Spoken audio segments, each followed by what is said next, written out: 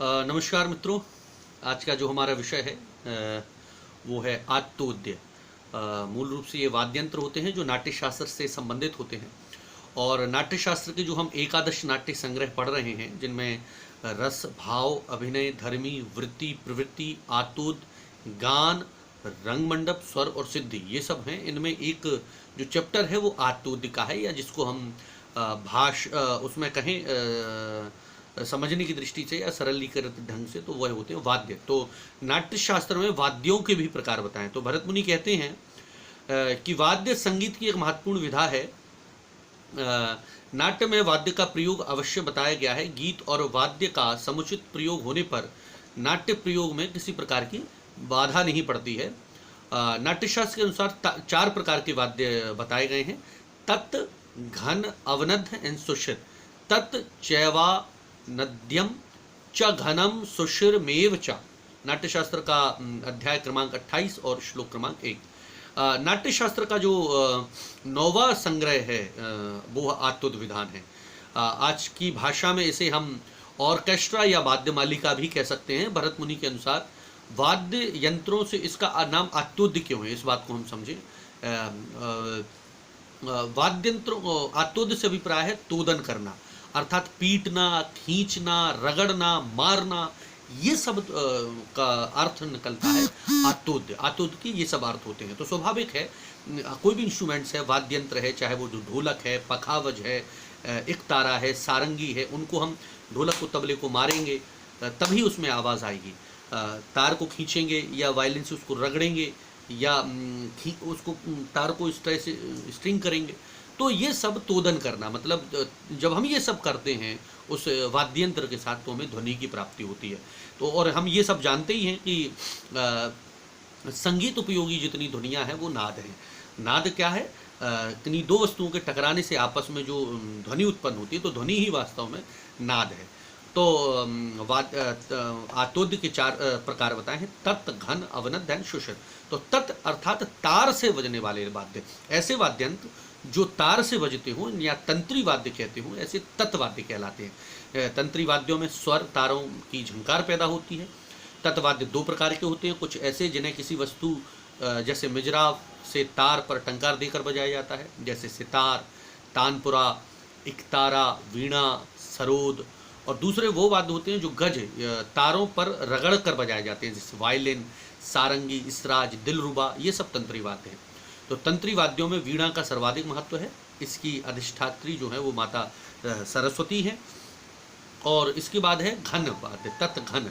घन अर्थात मेटल, कांस्य धातु से निर्मित जो वाद्यंत्र, जैसे झांझ, करताल, घंटा आदि, ये जो वाद्यंत्र हैं वो घन वाद्य कहे जाते हैं। इसके अलावा मोरछंग, श्रीमंडल, कंजीरा, चिमटा, मजीरा इत्यादि जो हैं वो हमारे घन वाद्य कहलाते हैं। फिर है अवनद्ध। अवनद्ध से अभिप्राय अर्थात चमड़ा, जो चमड़े से बधे हुए वाद्यंत्र होते हैं वो अवनद्ध वाद्य कहलाते हैं। इसका अपना, इसको भांड वाद्य या भांड भी कहते हैं। भरत ने अवनद्ध वाद्यों के लिए पुष्कर वाद्य की संज्ञा दी है। इन्हें मृदंग, पखावज, ढोलक, तबला, डमरू, खंजड़ी इत्यादि ये जो वाद्यंत्र हैं वो इस श्रेणी में आते हैं। और इसके बाद है फिर सुषिर। सुषिर मतलब विंड इंस्ट्रूमेंट, हवा से बजने वाले वाद्यंत्र। जो वाद्य फूंक से पैदा होते हैं वो बजते हैं, उन्हें हम सुषिर वाद्यंत्र कहते हैं, जैसे बांसुरी, शहनाई, नागस्वरम, शंख, हारमोनियम आदि। अब इसी के साथ वाद्यों के साथ एक और चैप्टर है हमारा जिसको हम बोलते हैं स्वर। तो जैसे हमने पढ़ा रस, भाव, अभिनय, धर्मी, वृत्ति, प्रवृत्ति, आत्तोद। आत्तोद मतलब वाद्य यंत्र हो गए। रस, भाव, अभिनय, धर्मी, वृत्ति, प्रवृत्ति, आत्तोद, गान। अभी गान है जिसको हम थोड़ी देर बाद कवर करते हैं इसी चैप्टर में। और गान, और फिर एक है स्वर। तो स्वर क्या है वास्तव में? तो मूल रूप से आप ये समझिए कि कानों में सुनी जा सकने वाली जितनी भी ध्वनियाँ हैं, किसी भी प्रकार की जो ध्वनि होती है वो हमारी नाद कहलाती है। और इसमें से जो मधुर प्रतीत होने वाली संगीत उपयोगी ध्वनि है उन्हें हम नाद कहते हैं। तो मूल रूप से ध्वनि साउंड है वो जो नाद कहला रहा है, और संगीत उपयोगी जितनी ध्वनियाँ हैं वो उसे हम स्वर कहते हैं। तो मूल रूप से कहा जाए तो नाद असंख्य होते हैं, क्योंकि दुनिया तो सब कुछ है। और रंगमंच में तो ये कहते हैं, जिसको हम रंग संगीत कहते हैं, इसके लिए स्वर्गीय बाबा कारंत या हमारे वर्तमान गुरु संजय उपाध्याय जी या भास्कर चंद्रावलकर जी हैं या कमल तिवारी जी हैं जिन्होंने रंग संगीत को लेकर बहुत उत्कृष्ट कार्य किया है, तो वो लोग ये कहते हैं कि रंग संगीत है क्या, कि नाटक में संवाद ऐसे बोलिए जैसे आप गा रहे हैं और नाटक में गाइए ऐसे जैसे आप संवाद बोल रहे हैं। तो हम क्लासिकल में जैसे गाते हैं या लोक में जैसे गाते हैं वैसा रंग संगीत नहीं होता। रंग संगीत दोनों को मिलाकर होता है, क्योंकि रंग संगीत का माध्यम है बात को अभिव्यक्त करना, अपनी बात को संप्रेषित करना। संगीत में इस ढंग से प्रयोग में लाया जाएगा जिससे हम अपनी बात को और अच्छे ढंग से कम्युनिकेट कर पाएँ। तो नाद अर्थात तो ध्वनि है, और जितनी संगीत उपयोगी ध्वनियाँ हैं वो हमारी स्वर कहलाती हैं, मन को लुभाने वाली। तो संगीत उपयोगी ध्वनि हमारी 7 बताई है नाट्यशास्त्र के अनुसार: सा, रे, गा, मा, पा, धा और नी। ये 7 ध्वनियाँ हैं। अब इनके भी नाट्यशास्त्र में बहुत विस्तृत वर्णन है, इतनी डिटेल में हम नहीं जाएंगे, वैसे तो बहुत अद्भुत। और 28 से लेकर 33वें अध्याय तक संगीत पे ही है। तो नाट्यशास्त्र में केवल आपका ड्रामा नहीं है, नाट्यशास्त्र में म्यूजिक है, आर्किटेक्चर है, ज्योतिष है, ग्रामर है, व्याकरण है, डांस है, सब कुछ समावित है। न तज्ज्ञानम न तत्शिल्पम न सा विद्या न सा कला नासो योगो न तत्कर्म नाट्यस्मिन् यन्न दृश्यते। तो ये जो हमारे 7 स्वर हैं, इन 7 स्वरों में 4 रे गा धा नी अपने स्थान से कुछ नीचे नहीं होने के कारण कोमल कहलाते हैं, है ना। और माँ जो है वो अपने स्थान से थोड़ा सा ऊपर होता है, इसलिए वो तीव्र कहलाता है। और सा और पा ये 2 अचल स्वर होते हैं, मतलब इनमें कोई छेड़छाड़ नहीं होती है। रे गा धा नी इनके कोमल स्वर होते हैं, माँ ऊंचा जाता है और सा और पा स्थिर होते हैं। अब नाट्यशास्त्र में वर्णन है जो यूजीसी नेट में ज़्यादातर पूछे जाते हैं, तो हम उनकी चर्चा करते हैं। जैसे स्वरों के देवता, उनके संस्कृत नाम, उनकी ध्वनि किससे ली गई, किस जानवर से ली गई है, उनका रंग कौन सा है स्वरों का, और ग्रह कौन से हैं। तो जैसे सा का संस्कृत नाम है षडज, रे का ऋषभ, गा का गंधार, माँ का मध्यम, पा का पंचम, धा का धैवत और ना का निषाद। अब षडज की देवता है अग्नि, और इनकी जो सा की जो ध्वनि है वो मोर से ली गई है। रंग इसका गुलाबी होता है और इसके जो ग्रह हैं वो चंद्र देवता है। फिर रे ऋषभ, इनका नाम रे का नाम ऋषभ है, इनकी देवता ब्रह्मा है। और जो ध्वनि है वो गाय से ली गई है, रे, है ना। और जो रंग है वो हल्का पीला होता है और इसके जो ग्रह हैं वो बुध होते हैं। इसके बाद गा है वो गंधार, उसका संस्कृत नाम है, और इसकी जो देवी है अधिष्ठात्री वो सरस्वती माँ है। और जो ध्वनि है वो बकरे से ली गई है, हल्का सफ़ेद लाल होता है इसका रंग, और जो ग्रह हैं वो शुक्र हैं। माँ मध्यम और इसका नाम है, और इसके देवता विष्णु हैं। और जो ध्वनि जो ली गई है वो क्रौंच से ली गई है, माँ क्रौंच बगला। और गहरा जी लाल रंग का होता है इसका जो कलर है, और ग्रह जो है वो सूर्य हैं। इसके बाद पा का पंचम दा हमारे है, तो पा है, और इसकी जो देवता है वो लक्ष्मी जी हैं।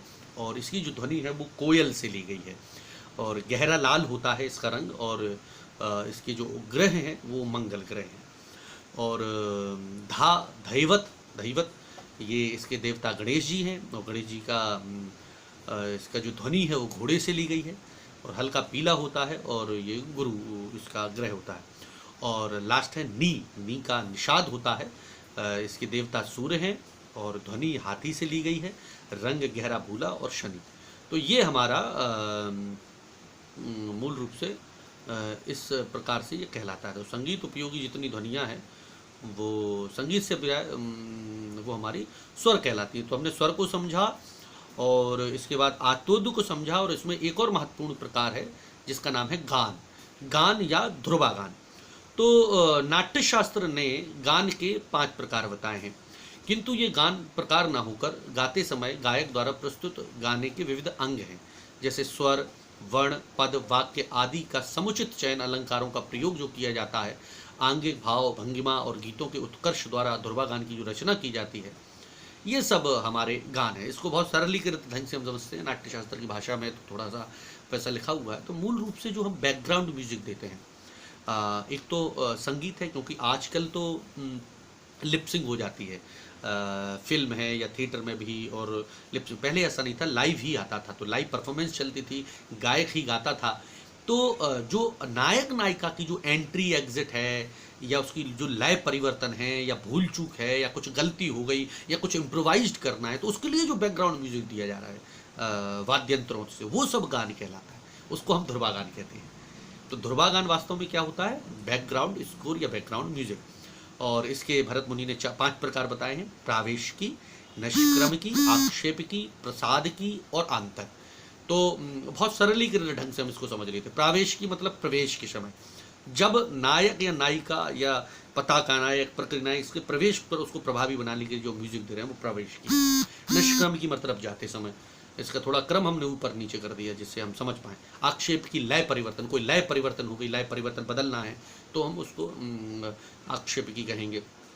प्रसाद की प्रसन्नता व्यक्त करने के लिए, और अंतर मतलब भूल चूक छुपाने के लिए हम इसमें प्रयोग करते हैं। तो इस ढंग से हमारा एकादश नाट्य संग्रह में रस, भाव, अभिनय, धर्मी, वृत्ति, प्रवृत्ति, आतोद्गान, रंगमंडप, स्वर और सिद्धि के साथ हमारा जो आज का चैप्टर रहा, इस विषय में हमने स्वर, आतोद्य और गान, ध्रुवागान, इन विषय पर चर्चा की।